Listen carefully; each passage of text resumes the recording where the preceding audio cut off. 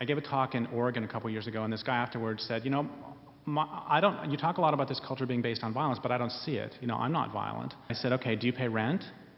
He's like, yeah. And I said, why? And he said, because I don't own. And I said, no, what would happen if you didn't pay rent? He said, well, the sheriff would come and evict me. I said, I don't know what that means. What would happen? He said, well, the sheriff would come, and he would knock on the door. I said, okay, great. What happens if you open the door, and you say, hey, I'm just finishing up making dinner. You want some? And so the sheriff sits down, you feed him, you don't poison him. And then after dinner, you say, well, you've been somewhat pleasant company, but not all that pleasant, so I would like for you to leave my home now. What would happen? He said, well, the sheriff would pull out his gun, and he'd say, I'm here to evict you because you didn't pay rent.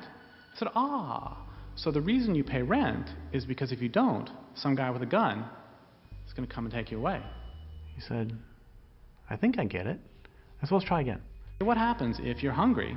So you go to the grocery store and you start eating. What's going to happen? So we're going to call the sheriff.